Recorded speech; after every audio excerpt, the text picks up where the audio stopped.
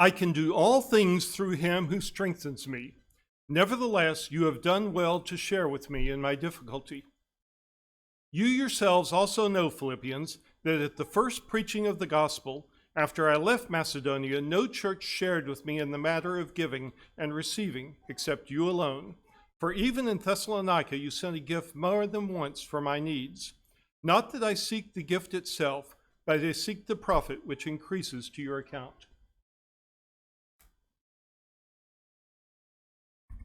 Today, as every day, there are evangelists, preachers, who work tirelessly week in and week out to declare God's word to both Christians and to those who have not yet accepted Christ. I know some might find irony in me talking about this on the day that our own evangelist is taking a day off, but just as any worker, he deserves time off.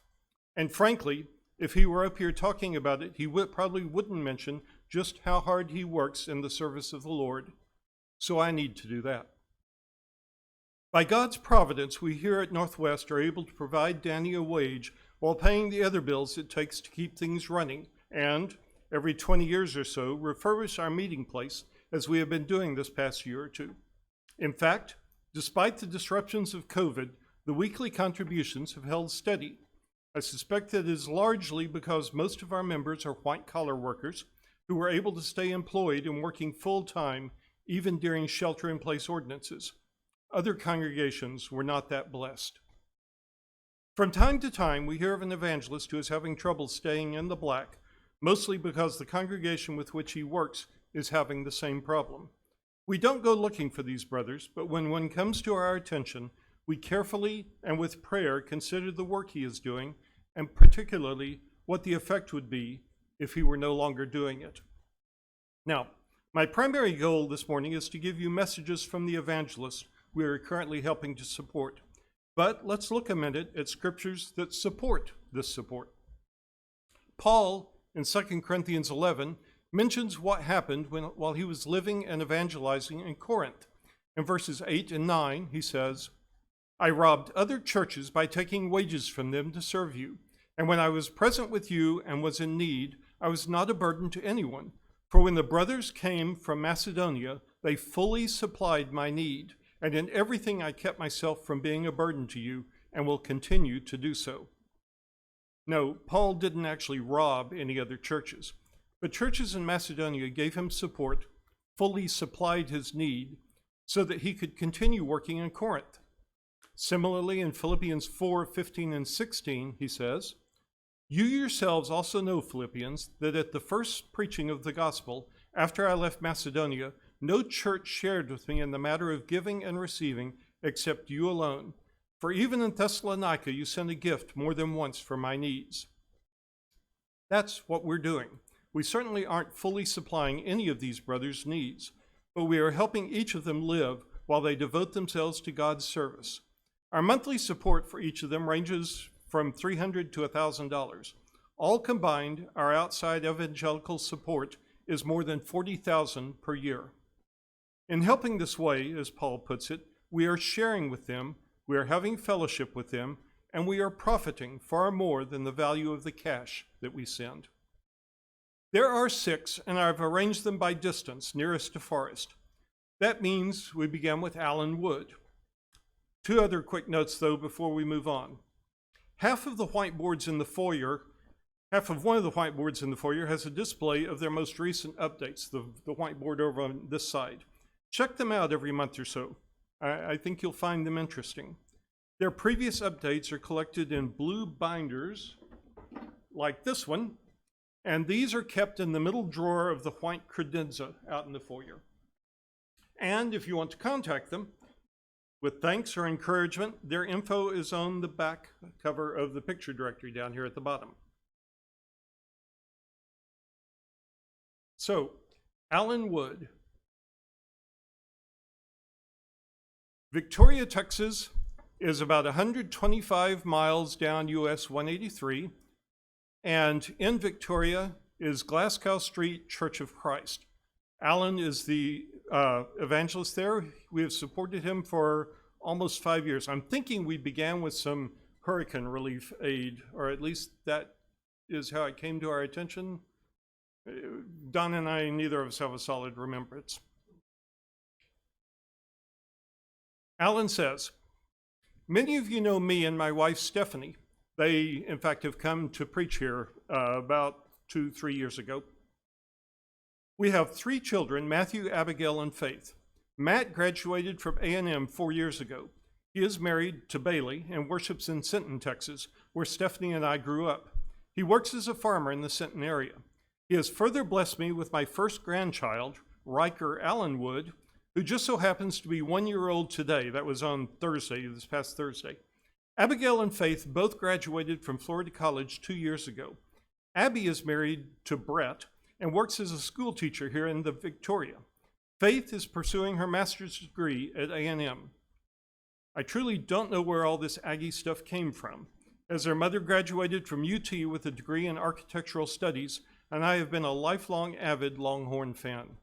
Regardless, I have been blessed with a wonderful family, but the greatest thing I can tell you about them is they are all faithful Christians. I didn't preach my first sermon until I was 31 or 32. The elders in Sinton approached me about bringing a lesson, and for some reason I said yes. From there, I took advantage of every opportunity I could to preach. After a while, I remember thinking about Matthew 25 and the parable of the talents, knowing if I had any ability at all, I had to explore it. I consulted several friends who are evangelists, and most of them told me it would be the hardest but most rewarding work you could ever do. After a lot of prayer, I decided to start preaching full time. During a meeting in Sinton, Darrell Starling approached me about the work in Victoria. He was very honest and open. The congregation was small, and I would need outside support. He added he considered it a difficult work. There are several institutional churches here, including one with over 300 members. Another thing he told me was about the area. Hardly anyone you meet is from Victoria. Residents regularly move in and out with their work. But Victoria was close to home, and I already knew several of the members. I knew them to be faithful and willing to work, so I decided the congregation was a good fit. I quickly came to love and care for them deeply. That was 17 years ago, and everything I was told about pursuing work as a full-time evangelist and the work here was true. It is difficult at times, but I cannot imagine a work that could be more rewarding. There are always highs and lows. It's heartbreaking when a precious soul returns to the world. And sometimes brethren disagree.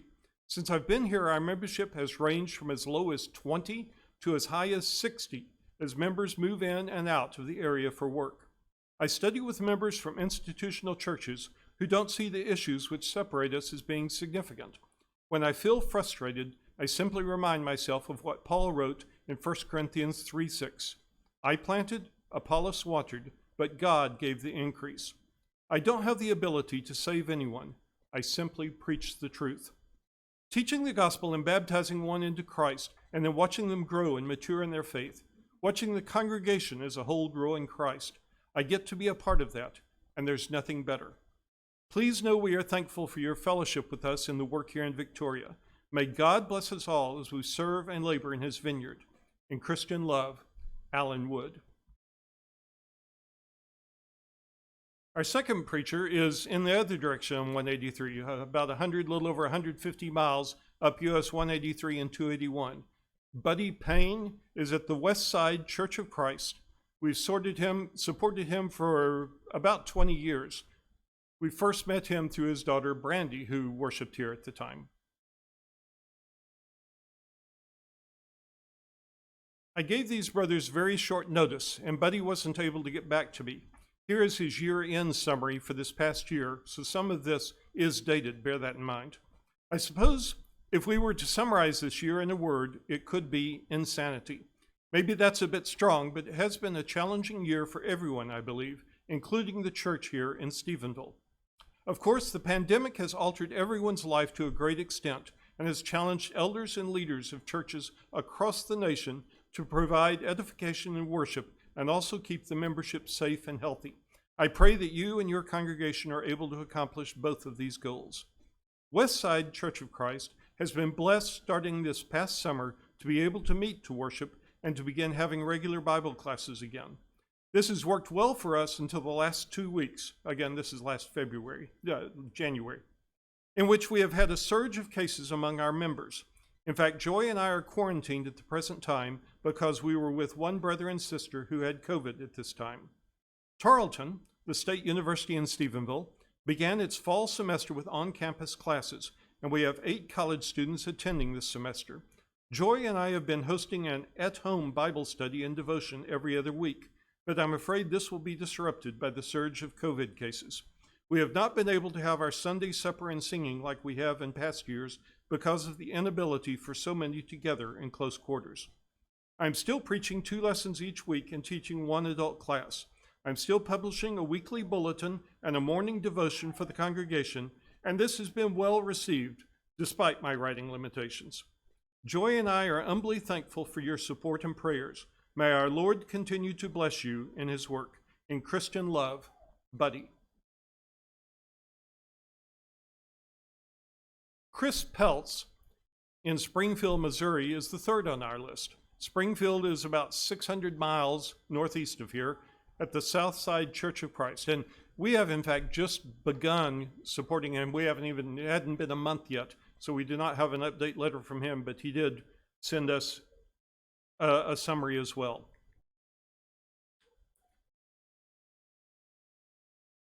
In fact, Don and Sandy were in his area a month ago. That's how we were able to talk to him closely. And in one of his last acts as an elder here, Don met with Chris and got to know him. Here's what Chris had to say to us.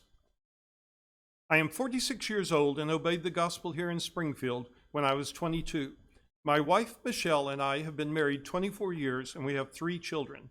Jake is 23, Sarah 19, and Grace is 17 years old.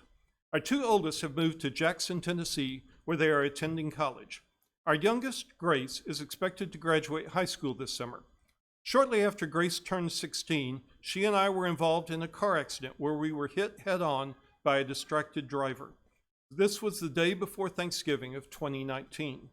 I suffered multiple fractures on both arms, wrists, and hands, which took several months to heal, and I still have some residual issues. However, my daughter Grace suffered trauma, which caused Tourette's. This condition causes her to tick her neck and right arm and vocalize some noises. There has been some improvement over the past few months, but we are still meeting with specialists for further improvements. Due to her condition, my wife has been unable to work outside the home. With regard to his experience, in September of 1999, we moved to Louisville, Kentucky, where I began laboring with the Taylorsville Road Church of Christ. I was there for 5 years before moving to start a new work in Jefferson City, Missouri. I also worked in Huntington, Tennessee, with the Chickasaw Drive congregation for 4 years, before moving to Denver, where I labored with the Holly Street Church. I have been with the Southside Church for 6 years now. Over the past 21 years, I have hosted 3 live call-in radio programs, and I'm pretty sure that's 3 series, not 3 individual broadcasts, and conducted several gospel meetings. Currently, I am involved with 2 weekly live streaming programs on YouTube and Facebook. Every Tuesday, I host Soars with Swords at 10 a.m., and every Thursday at 10 a.m., I host the Berean Spirits program along with another gospel preacher, Richard Dodson, from Kearney, Missouri. You can find more information about these works and watch video sermons on our website or social media. When we first moved to Springfield to work with the Southside Church, attendance was in the teens and lower 20s. Before the pandemic, we averaged 47 and had several baptisms in the prior years. Even in 2020, we were able to reach and baptize 3 individuals, and we currently have private studies weekly with potential seekers.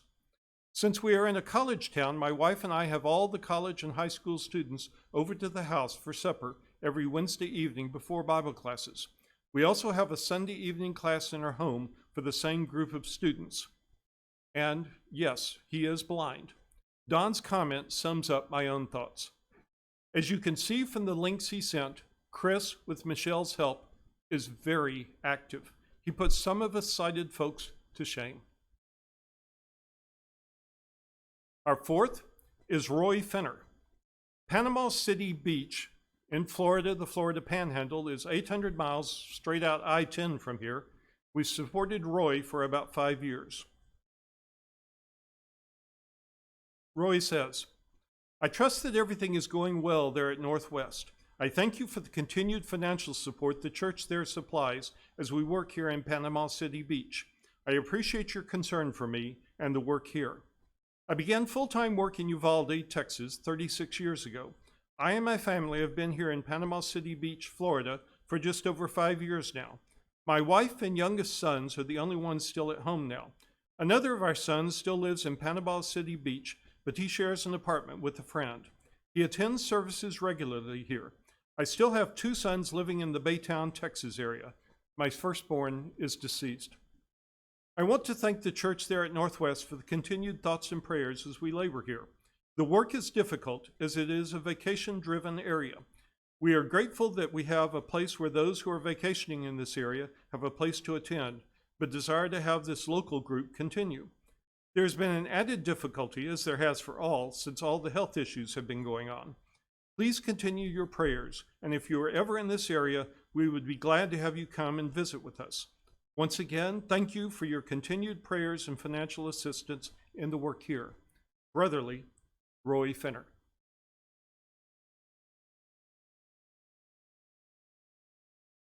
Osaka, Japan is about 6,500 miles, or about 17 hours by air.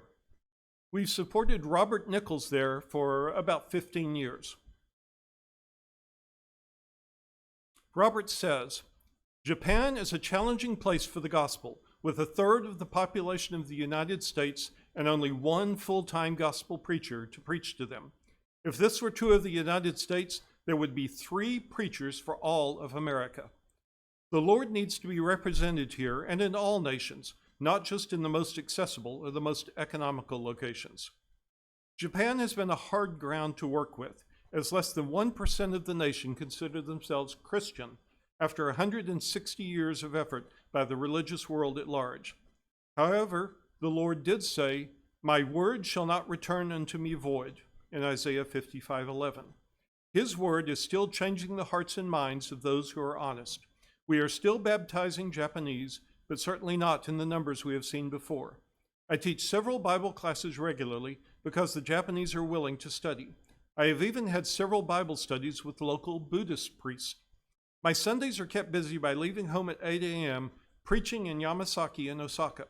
Much has been done in recent years, but much more planting, cultivating, and harvesting are needed. And when he gets to these places, he travels several hours by train to get there. He says, I was born in Japan and preached my first sermon in Japan in 1977. I've been preaching here full-time since 1980, so that's been more than 40 years. I grew up helping my parents with the work here in Japan, so I've worked here all of my life. From 1951 to 53, my father fought in the Korean War as a Navy fighter pilot and returned with the family in 1957 to preach the gospel to Japan. I do not have a wife. There are few Christians in Japan. It is a difficult place for a wife and family. For the last 10 years, I have had a Christian helper in David Curry, who is now 37. He came from an institutional church from Oklahoma and no longer believes in that form of worship or service to the Lord. He has lived in Japan for 15 years in the Tokyo and Osaka areas. He has been a tremendous help to the work here. I used to preach at 3 congregations each Sunday, morning, afternoon, and evening. Now I speak at 2. At 2 p.m., I am at the Umeda YWCA congregation in downtown Osaka. Despite 3 who recently moved out of town, we still have a congregation of 10 people. From our YWCA congregation, 7 other churches have been started in the Osaka area. 3 of these churches remain today, with the average size of 5 to 10 members, all of which are completely self-supporting and self-sufficient. Recent data shows the average church attendance in Japan is fewer than 10 members per church. The 10 in attendance in Osaka are average or above average for a church in Japan. Although I do not teach at the Osaka Tamatsukuri congregation each week, I do help them regularly. My father and I baptized almost everyone in this congregation of 10 members. 5 of these members were baptized by my father in the late 1950s. We have taught them to teach Bible classes, lead singing, and to preach. I also preach Sunday morning for the Yamasaki congregation on the outskirts of Osaka. There are 4 Christians there, with some coming sometimes from the community. 2 have been Christians for close to 40 years. It is not easy to rebel against family and country by remaining a Christian in Japan. For example, Kotora-san, whom I am currently teaching, was told to leave his home and family because of his faith in Jesus. I have been impressed with the eagerness of our members to still attend church, even with the threat of contracting the virus on the trains. Yamasaki-san is 88 years old and does not attend as regularly as she did before, nor does Kansha-san, who is 67. He is trying to attend as much as he can. David Curry has been a real encouragement to me. He travels 4 hours each way to attend with us, as there are no churches close to him.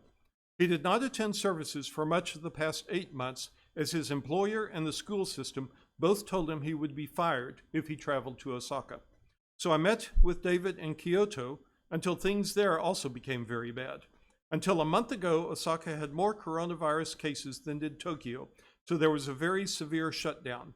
Hospital beds were completely full and the hospitals were turning people away.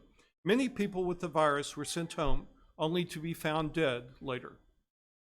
I lost my brother 2 months ago to the virus.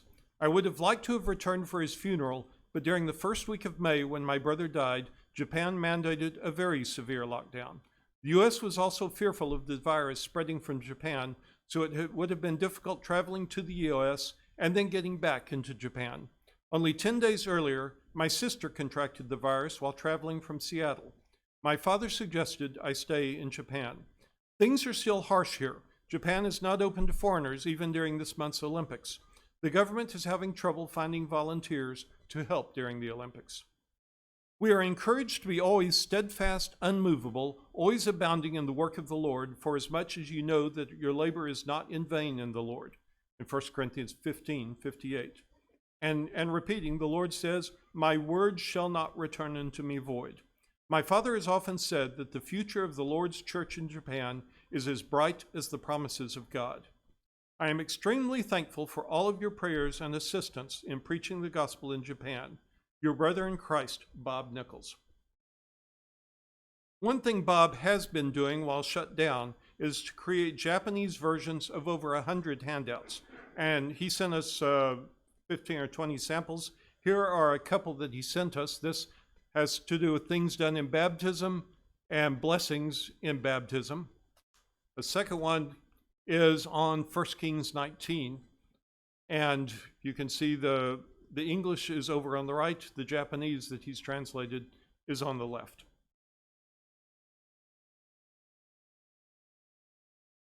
Magirig, Philippines is 8,000 miles away, or 21 hours. Jerome Farello we have supported for just over a year.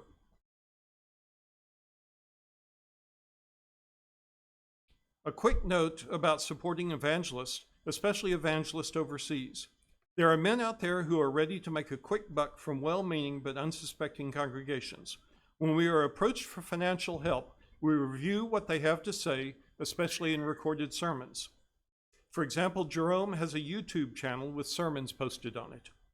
We also check references.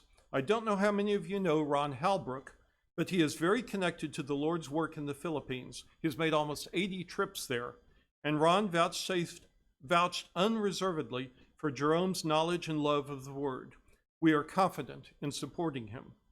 He says, I started preaching May 2000 at Cabagnayan, San Fernando, La Union, and I was 22 years old then. I thank God that my wife helped me, and we served the brethren for 3 years. In 2003, Kathy and I decided to move here to Tuguegarao, and I started preaching for our brethren at Tuguegarao Church of Christ. In October of 2005, the brethren at the Alibago Church of Christ requested that I preach for them. We enjoyed working with the brethren, and the brethren cooperated much, and we were able to grow together in our faith and service to God. I was also able to train Brother Lance Coloma to stand and preach with me with the brethren at Alibago. This is not him moving from Tuguegarao to Alibago. It's him preaching at both of them when they came to him and asked him to do that. In July 2019, the brethren at Magirig came to me and asked me if I would consider preaching for them. I talked with the brethren at Alibago, since they have Brother Lance, and I am confident that they are already matured and grounded in the faith. Though with a heavy heart, we all decided that I could take the position at McGarrig, and so we started our service for our brothers there. When we started our work with the brethren at McGarrig, our first attendance was 24. But with much work and with the help of brothers Jerry Soliva and Edgar Corpuz, as of this present time, our average attendance is now 120. We thank God for the increase and for giving us much strength and knowledge to help the brethren at McGarrig. Last June 2021, just a month or so ago, we also started preaching for the brethren at Villa Salud Church of Christ.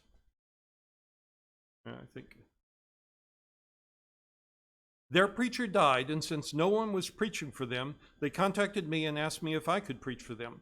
I consulted with the elders and brethren at Tuguegarao Church of Christ about the request of the brethren at Villa Salud, and we thank God that the brethren understood the need, and so we parted with the brethren at Tuguegarao, and we started the work at Villa Salud this past June. Every Sunday morning, our whole family has to leave our home at around 7:30 in the morning to worship with our brethren at Villa Salud. Kathy and our 2 daughters are teaching the children in their Bible class, and JM, our youngest son, helps me in preaching for our brethren. After worship with our brethren at Villa Salud, and after we share good news with each other, we again start to travel to McGarrig to serve our brethren. We have to stop for a while under a big tree to have our lunch, we cook food at home, before we rush on to McGarrig. We have to arrive early at McGarrig because we have to do 2 batches of worship, because we have to follow COVID protocols such as social distancing. I thank God that I have brothers Soliva and Corpuz to help me there. My wife and children also teach the children in their Bible classes. Other works I'm involved with. I help with the congregations where brothers Soliva at Sampaguita Church of Christ, Corpuz at San Vicente Church of Christ, and Dennis Yuson at the Piat Church of Christ preach. In visiting the brethren and having Bible study at their homes, I do these because these fellow preachers are having great difficulties in their financial situation, and so my wife and I decided to offer them our help by using our vehicle so we can visit the brethren. We all help each other in strengthening and encouraging the brethren and in saving the lost.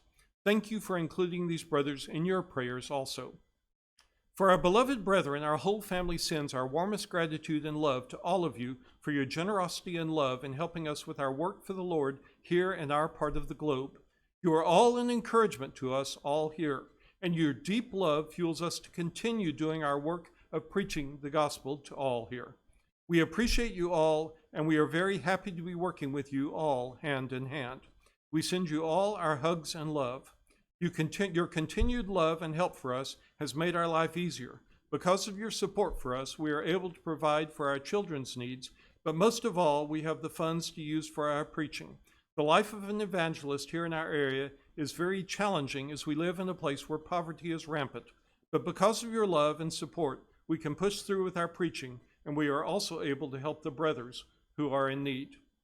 Living as an evangelist here is always a challenge, and we want our children to have their eyes open to this. We make sure to bring our children when we serve the brethren so they can see how our brethren live in a hand-to-mouth situation. And we want our children to feel in their heart the desire to help and extend their hands to these brethren. We may not be able to help them financially, but we can help them emotionally, morally, and spiritually by reminding them of God's promises and that God has told us that He will never leave or forsake us. We are very happy as a family to work together and put smiles to the lips of our brethren after we talk to them about God's words and promises. All these things that we are doing are mostly thanks to all your love and help for our brethren. We are doing these all together. We appreciate very much your love and support for us. We love you all, and we are very much thankful always to all of you. In him, Jerob Farello. I have 2 more quick slides. One is of an outdoor Bible study that Jerome gave me, and one is from his YouTube sermons. You can see his use of the overhead projector that we got for him. He generally runs the outline in English to one side while preaching and giving the verses he is quoting and other notes on the rest of the display in his native language. These are the brothers that we are helping to support beyond Northwest. Each one has a different life story. Each one preaches in different circumstances, but they all share a fervent love for God and His Word. I thank God that they and so many others are working to spread the gospel, and I thank God that we at Northwest are able to have fellowship with them. Thank you for your patience and interest as we went through all of this. These are just some of the blessings that each one of us can have in living a life devoted to Christ. Indeed, Jesus is tenderly calling. If there is anything we can help you with, in particular if you are ready to begin your walk as a Christian, please let me or anyone else know here, or simply come here as we stand and sing.